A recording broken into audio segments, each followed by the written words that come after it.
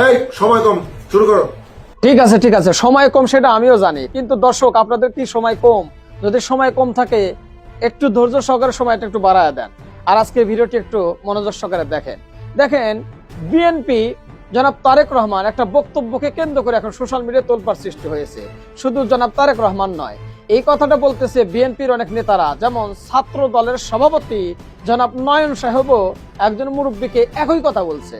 আমাদের আল্লাহ কি বলতে যে এই দল করলে তোমাদের বেহেশতে নেব না, এসব কিছু কোনো মার্কায় ভোট দিয়ে বেহেশতে যাবে না।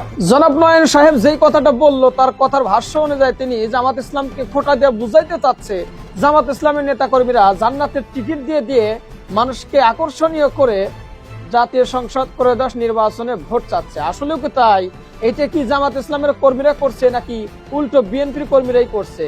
আমরা ধানের শীষে ভোট দিলে আমরা জান্নাত পাবো, এটা আমরা বলতে পারি। আদর্শবান দল ধানের শীষের দল। ধানের শীষে ভোট দিলে জান্নাত পেতে পারে, এটা বলতেই পারে, কারণ ধানের শীষের দল হলো আদর্শবান দল। আচ্ছা, এই ধানের শীষের কথাটা বলতেছে এটা কি জামাত ইসলামের কোন নেতা নাকি বিএনপির নেতা? এখন কথা হলো জনাব তারেক রহমান সাহেব, আপনি যেহেতু জামাত নেতাদেরকে হাত উঁচু করে আঙ্গুল দিয়ে চোখে আঙ্গুল দিয়ে দেখা দিলেন যে জামাত ইসলামের কর্মীরা মানুষকে জান্নাতের টিকিট বিক্রি করে করে তারা ক্ষমতায় আসার জন্য চেষ্টা করতেছে। শুধু তাই নয়, আপনি তাদেরকে মোনাফেক বলে, মুশরিক বলে তাদেরকে গালি দিলেন, আখ্যায়িত করলেন। এখনই যে আপনার দলের নেতা কর্মীরা যে বলতেছে জামাত কি বলে আপনার ধানের শীষে ভোট দিলেই জান্নাত, এদের ব্যাপারে আপনি তো কিছু বললেন না, নাকি এরকম হয়ে গেল যে নিজের বেলায় ঠন ঠনাঠন, অন্যর বেলায় সব দোষ? রোজা, নামাজ, হজ, জাকাত কিচ্ছু লাগবে না, ধানের শীষে ভোট দিলে বেঁচে যাইতে পারবেন। রোজা, নামাজ, হজ, জাকাত কিছুই লাগবে না। এই ভিডিওটা অনেকদিন ধরেই সোশ্যাল মিডিয়ায় তোলপাড় সৃষ্টি হয়েছে একজন বিএনপি নেতা। তার ভাষ্য অনুযায়ী রোজা বলেন, নামাজ বলেন, হজ বলেন, জাকাত বলেন, কিছু লাগবে না, বিএনপিতে ভোট দিলেই হবে, সবকিছু মাফ।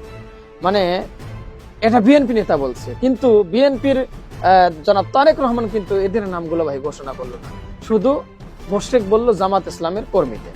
শহীদ রাষ্ট্রপতি জিয়াউর রহমানের নাম নিলে প্রতিদিন ব্যস্ত নিচ্ছে। জনাব তারেক জিয়ার বাবা জিয়াউর রহমানের নাম জপলেই, প্রতিদিন যদি কোনো ব্যক্তি জপতে পারে, তার নাম স্মরণ করতে পারে, তাহলে জান্নাত নিশ্চিত, এটা কোনো সমস্যা নেই, জান্নাত 100%। এটা কিন্তু বিএনপি নেতাই বলছে, তাই না? এইটা কিন্তু আবার ভাই জামাত কর্মী কিন্তু বলে নাই। তাইলে কথাই একটাই যে জনাব তারেক রহমান জামাত ইসলামের কর্মীদেরকে আপনি বললেন মুশরিক, তাহলে আপনাদের কর্মীরা কি একটু যদি বলতেন আমরা বড্ড খুশি হইতাম। চাঁদাবাজি এটাকে উৎখাত করতে হবে, ছিল না, এটা কখনো ছিল না। বিএনপি নেতা জনাব মির্জা আব্বাস সাহেব বলেছেন চাঁদাবাজি উৎখাত করতে হবে, এটা থাকতে দেওয়া হবে না। আসলে এটা আমরা সাধারণ জনতাও চাই, যারা চাঁদাবাজি করে তাদেরকে এই বাংলার জমিন থেকে উৎখাত করতে হবে। সে কোন দলের, আমি দলের নাম ঘোষণা করবো না, কিন্তু চাঁদাবাজ যারা, মির্জা আব্বাস সাহেব নিজেই বলতেছে যে চাঁদাবাজ যারা তাদেরকে উৎখাত করতে হবে। চাঁদাবাজ আওয়ামী লীগের সময় ছিল এবং নতুন করে নাকি আরো চাঁদাবাজ ঢুকে পড়ছে। অথচ বিএনপির কয় হাজার নেতা কর্মী যেন চাঁদাবাজির জন্য দল থেকে বরখাস্ত হয়েছে। এটা ভাই আমি নিজে বলতেছি না, এটা নিউজের কথা, বিএনপিরা নিজেরাই স্বীকার করছে। তো জনাব মির্জা আব্বাস সাহেব বলতেছে চাঁদাবাজিদেরকে উৎখাত করতে হবে, তারা কিন্তু এটা করেছে, তাদের দলের ভিতরে যারাই চাঁদাবাজি করেছে তাদের উৎখাত করেছে। তো এইভাবে উৎখাত করলেই কিন্তু বাংলাদেশ চাঁদাবাজ মুক্ত হবে, নাকি বলেন আপনারা? ধর্ম ব্যবসায়ী আমরা, ভোট যখন আসে তখন টুপি কিনে মসজিদে যান, এটাই হলো ধর্ম ব্যবসা। ইসলামী দলগুলো যারা নির্বাচন করছে তাদেরকে বলা হচ্ছে ধর্ম ব্যবসায়ী, আর ধর্মের নাম নিয়েই নাকি তারা নির্বাচন করছে। আসলে ধর্ম ব্যবসায়ী কারা? আচ্ছা বলেন তো, এমনও কিছু লোক আছে যারা নির্বাচনের আগে টুপি মাথায় দেয়, মহিলা প্রার্থী যারা আছে তারা নির্বাচনের আগে ঘোমটা দেয়, নির্বাচনের আগে তসবিহ হাতে নেয়, নির্বাচনের আগে মনে করেন যে পট্টি মাথায় দেয়। শেখ হাসিনা এক সময় করছে না, এখনো তো করতেছে অনেক নেত্রীরা।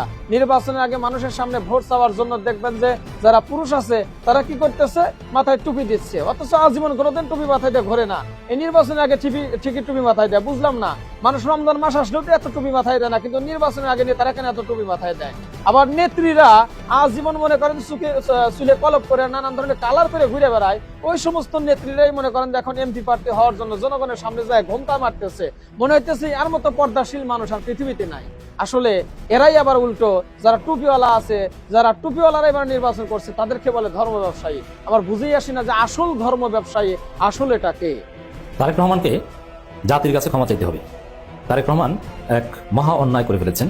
আচ্ছা, হঠাৎ করে কেন জনাব তারেক রহমানকে জাতির কাছে ক্ষমা চাইতে হবে? কি এমন অন্যায় করে ফেললো? এমন কথাই কিন্তু বলছে বিশ্লেষকরা। দর্শক, সেটি আপনারা পুরো ভিডিওটি দেখলে সেটাও জানতে পারবেন। এই কথা দিয়ে যাচ্ছি, শুধুমাত্র শেষবারের মতো আমার এরকম টাকা পয়সা নাই, এরকম দলীয় লোকজনও নাই যে এইবার না পারলে পরের বার আমি দাঁড়াবো, আমার ওই ইচ্ছা বা আগ্রহ নাই। দর্শক শ্রোতা, এনাকে হয়তো আপনারা খুব ভালো করে চেনেন, মানবিক পুলিশ সৈকত। যদিও উনি এখন পুলিশ নেই, উনি কলম প্রতীকে নির্বাচন করবেন। আমি ওনার নামে দুটি সাফাই গাইবো। আমি কোনোদিন কারোর নামে সাফাই গাইনি বা কাউকে ভোট দেওয়ার জন্য উৎসাহ করিনি। আপনার যাকে খুশি তাকে ভোট দিবেন, যাকে ভালো লাগে তাকে ভোট দিবেন। আপনি ধানের প্রতীকেও ভোট দিতে পারেন, আপনি দাঁড়িপাল্লায় ভোট দিতে পারেন। কথা হলো, আপনি যদি দাঁড়িপাল্লায় এমন যদি কোনো প্রার্থী পান যে আপনার এলাকায় যেই প্রার্থী ভালো মানুষ, তাকে দিবেন। যদি দাঁড়িপাল্লার প্রার্থী খারাপ হয় তাকে দেওয়া দরকার নাই। ধানের শীষে প্রার্থী যদি ভালো হয় তাকে ভোট দেন, আমি এইটা বলবো। কিন্তু এই শওকত ভাইয়ের জন্য আসলে মন থেকে দোয়া করবো। শওকত ভাই মানবিক পুলিশ, এর জন্য দোয়া করি এবং এর এলাকায় যারা আছেন দয়া করে আপনারা তাকে ভোট দিবেন। আমার বিশ্বাস এই ব্যক্তি যদি সংসদে যায়, 2 টাকা মেরে খাওয়া তো দূরে থাক, কারণ তিনি নিজেই বলছে আমি যদি সংসদে যাই, আমি যদি এমপি হই, আমার বেতন যা আসবে ওই বেতনের টাকাও আমি খাবো না, ওই বেতনের টাকাও গরিব অসহায় মানুষদের মধ্যে বিলিয়ে দেবো। এটা আমি 100% বিশ্বাস করি জনাব শওকত সাহেবের কথা। কারণ এমন মানবিক মানুষ যদি সংসদে একবার চলে যায়, সংসদটা ভাই, মানে সংসদ না, দেশটা, হ্যাঁ দেশটা একদম ফুলের মতো পবিত্র হয়ে যাবে। কারণ এমন মানুষ যারা বেওয়ারিশ মানুষদেরকে ধরে ধরে নিয়ে হাসপাতালে ভর্তি করে দেয়, যে মানুষদের গায়ের মধ্যে পোকা লাগে, পচে যায়, যে মানুষ খাবার পায় না তাদের খাবারের ব্যবস্থা করে, তাদের চিকিৎসার ব্যবস্থা করে, হ্যাঁ, এমন মানুষ যদি সংসদে যায়, বুঝতেই পারছেন দেশের মধ্যে এইগুলো থাকবে না। অতএব এই শওকত ভাইয়ের মতো মানুষ যারা আমাদের বাংলাদেশ থেকে যারা নির্বাচন করছে, অবশ্যই তাদের ভোট দিবেন। শওকত ভাইকে তো অবশ্যই আপনারা ভোট দিবেন, এটা আমার পক্ষ থেকে বলে গেলাম। আমার এলাকা যদি উনি হতো, আমি 100% তার কলম মার্কায় ভোট দিতাম। কাকে ভোট দিব, আমিন না mafia? It's a tough choice. Amin নাকি মাফিয়া? একজন আমির, সৎ মানুষ, ভালো মানুষ, আরেকজন চাঁদাবাজ, টেন্ডারবাজ, ঘুষবাজ, খুনি, গণহত্যাকারী, চোর, ডাকাত, বাটপার, ছিনতাইকারী, অসভ্য, বর্বর, মূর্খ।